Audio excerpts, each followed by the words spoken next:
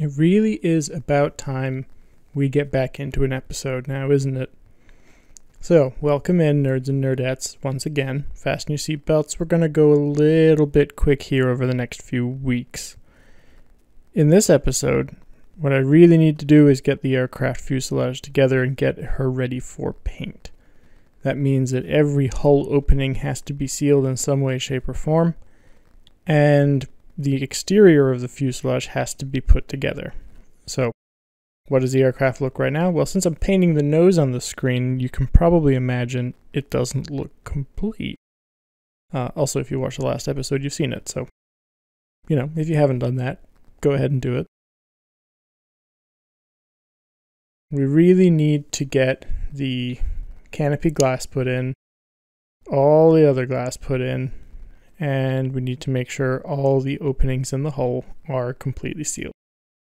We want to make sure we do that so that we don't get any overspray in and ruin the now years worth of work that we've been doing to this kit.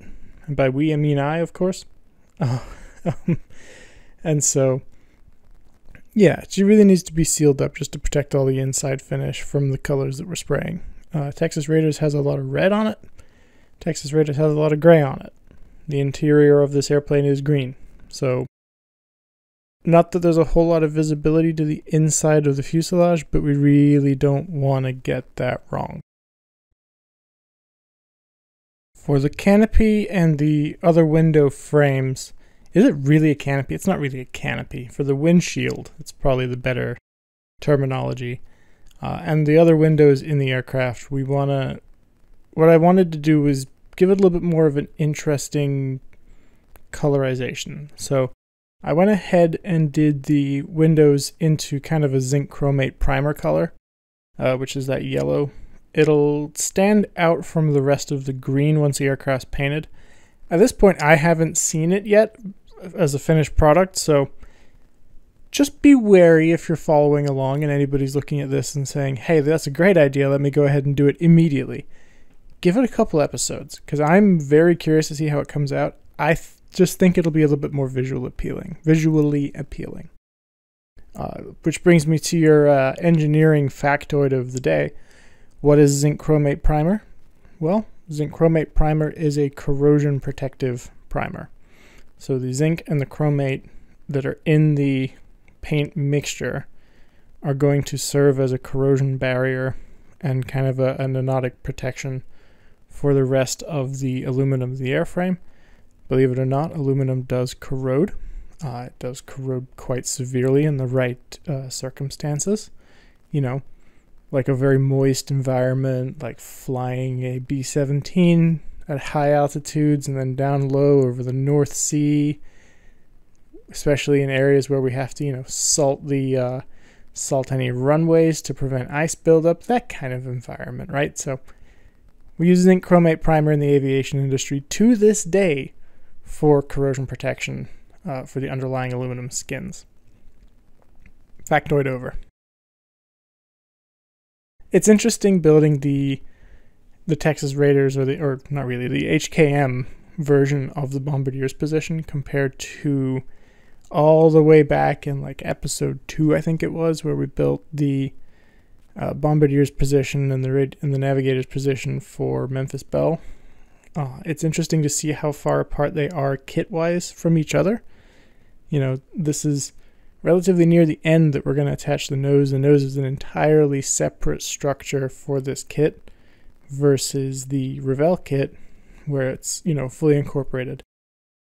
Now, I will sing the Revell kit's praises here in that because the nose is incorporated into the fuselage molding, as is the upper flight deck area, what that means is I don't have to spend the better part of 2 weeks. It wasn't actually 2 weeks, but combined with work and personal life, it stretches out, right? I'll have to spend the better part of that time frame sanding and filling a seam that just will not close. And so I'm going to go ahead and identify this to you now as one of the bigger mistakes that I made, and we'll talk about it a little bit later. I'm having a really odd time editing this video. I know it's kind of a jump in subject here. The sound output, like the recording in the timeline, is barely registering any variation in like sound tone. It's basically showing one big flat line, and it's driving me crazy because I'm hoping this is coming out okay. I'm pretty sure it is because I've listened to a piece of it already, but like, I hope you guys can commiserate. This is driving me nuts. Anyway, so here, kind of what I'm talking about with the HKM, right? We got a 2.5 clamshell nose piece, which now I have to glue onto the fuselage, which is having its upper deck cured on, and it has to overlap.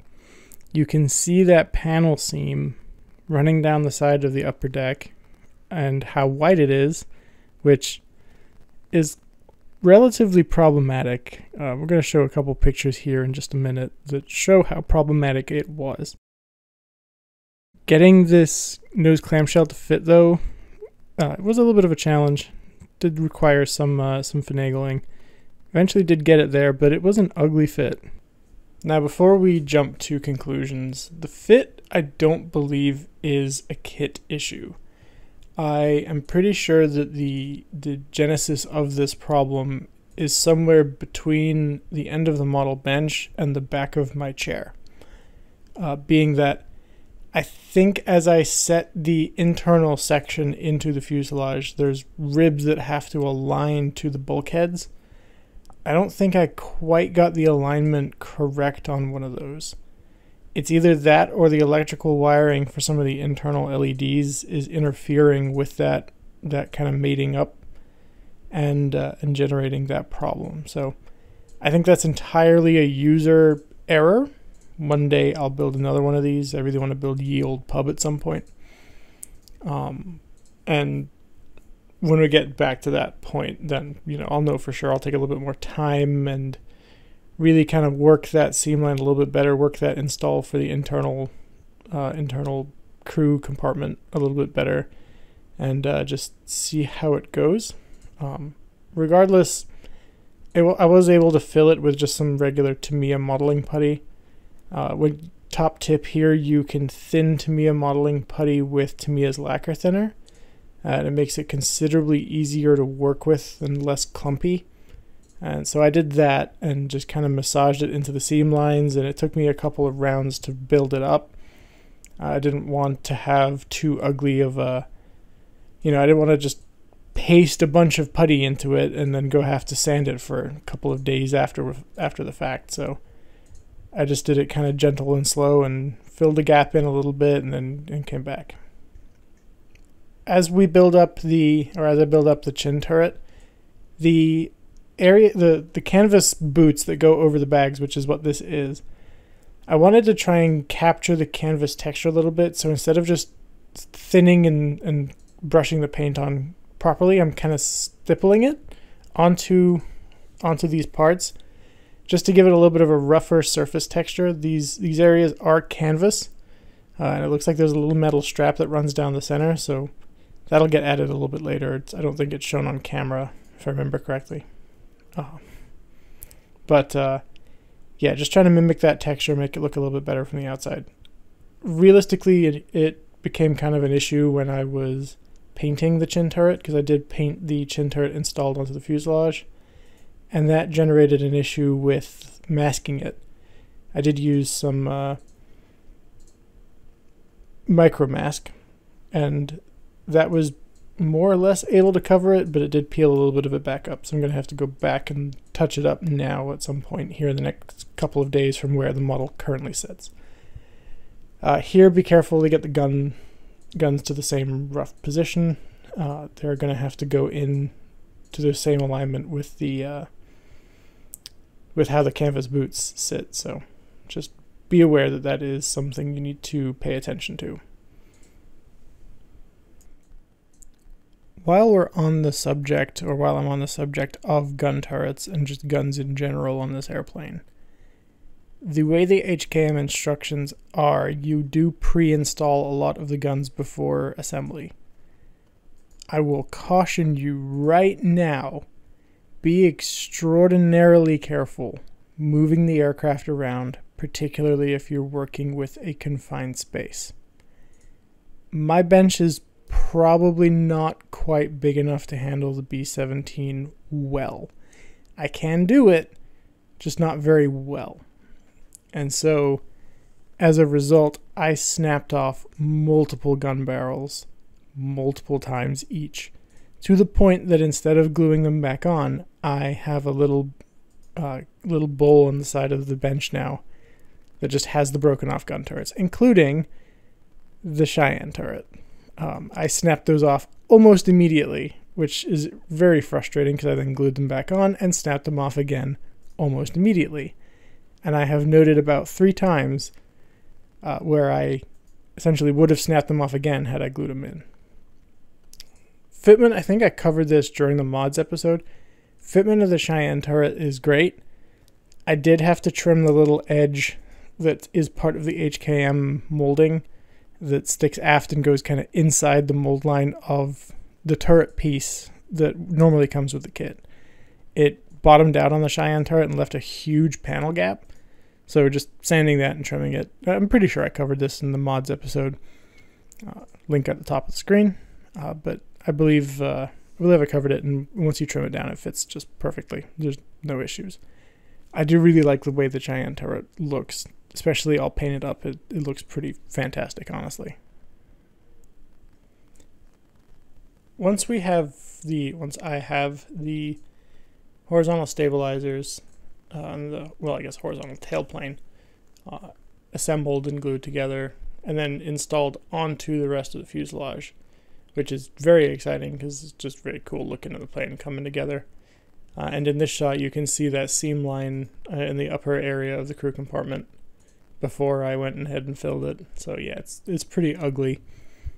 But with the installation of the horizontal tailplane, we're pretty much complete as far as the prep to paint assembly is concerned.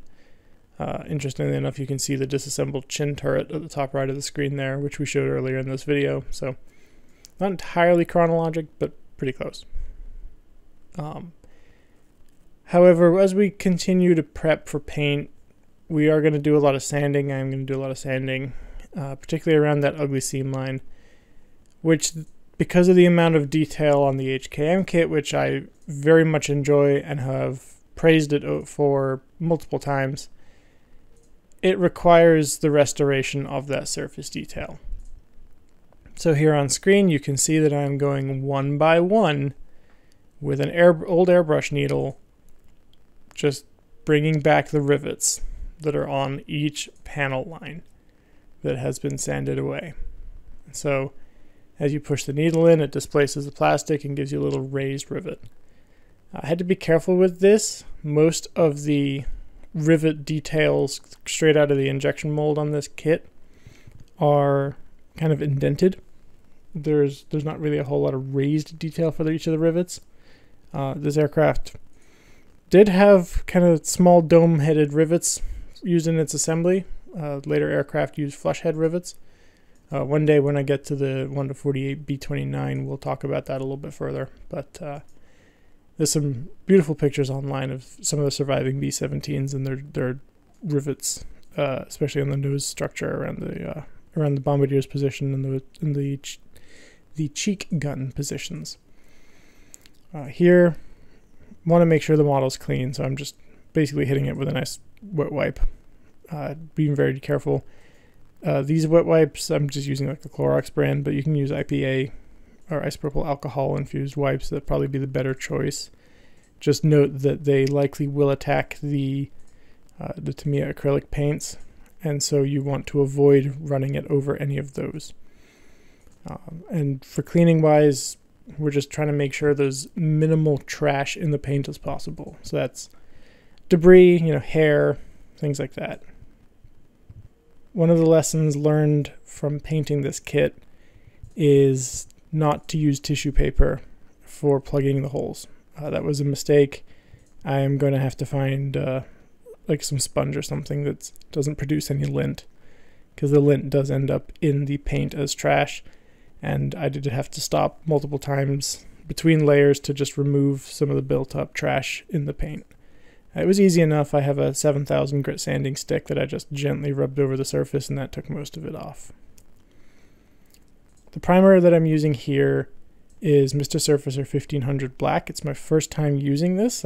My first time doing this paint method, and I really like how it came out, but I won't spoil anything. What I'm going for is a nice black base layer, and then I want to hit it with some white primer, or I'm not going primer this time. I'll be doing like a Tamiya flat white paint.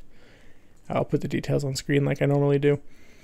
And I want to do that towards the center of panel lines, and I'm looking to really mimic kind of UV degradation, right? Because UV brightens up paints over time and eventually tries to turn them white.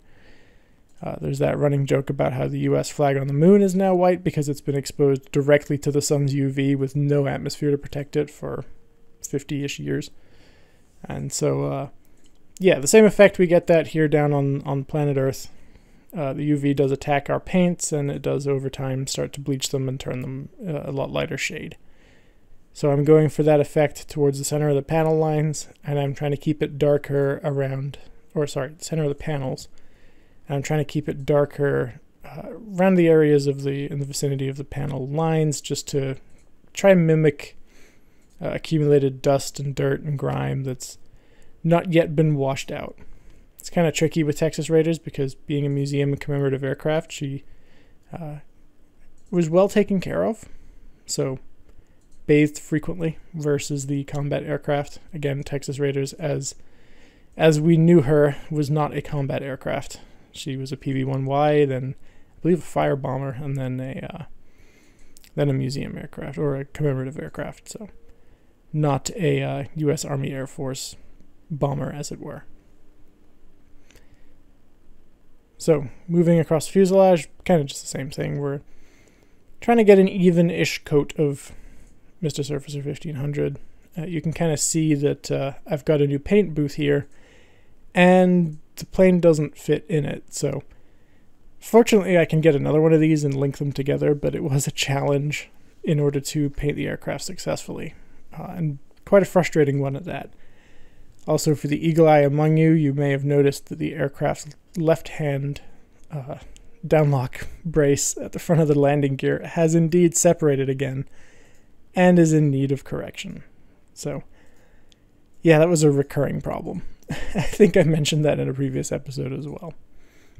You can also see here I did use a lot of tissue paper to keep the landing gear bays closed off and protected from overspray, and the bomb bay. It's important to note, if you're painting an aircraft like this, particularly of this size, and you're using a stand like I am. That stand, by the way, is my own design. If you want the STL files for it, leave a comment and I will upload them onto my GrabCAD page. There's some improvements I can make to it before I do that, but regardless, if anybody's got an interest, let me know. If you're using a stand, be aware that you need to let the paint cure on the side that's going to be sitting in the stand later. That way you don't start, rubbing it off immediately after applying it. So I did wait a day between doing the upper side of the aircraft and doing the lower side of the aircraft with the primer. Once the primer is complete, as I said, we'll do that white stippling. That's going to be in the next episode. After the white stippling, we start to put on the base colors. So Texas Raiders is gray on the ventral side or the bottom side of the aircraft. She's green on the top side of the aircraft. There's some intermixing details around the horizontal tailplane and around the engines that we need to be careful of. Then we've got red at the wingtips and on the horizontal tail and on the vertical tail that needs to be taken care of, top and bottom. We have some heat shielding, which are going to be like an airframe aluminum alclad. That's on the underside aft of the turbo supercharger area. And so that gets added in. Then we clear coat. Then we decal, then we clear coat, then we weather, then we clear coat, then we're done. So I think all in all, it's 9 sessions, quote unquote, or 9 layers, quote unquote, of paint that have to be applied. There's a lot of acreage on a kit this size. Makes me really not looking forward to doing like the 1 to 32nd Lancasters I have, or the 1 to 48 B-29, particularly with all that alclad. It's going to be an adventure, I'll give it that. we've got something special planned for that kit, but you guys won't see it for quite some time yet. The tail wheel is built. I will mention that since it's on screen. I just have not installed it. It's easier just to leave it uninstalled for the time being instead of deal with the overspray. The main landing gear is big enough and easily avoidable for the most part, so nothing really to worry about too much. If you've enjoyed the video, please like, subscribe, leave me a comment, say hi, or ask questions. If you've got questions on how to put motors in and get these running, feel free to ask. I do have a couple videos on that, but I have been helping somebody on another video's comment session or comment screen to try and figure it out for themselves. Always happy to help. Hope you enjoyed it. I'll catch you in the next one.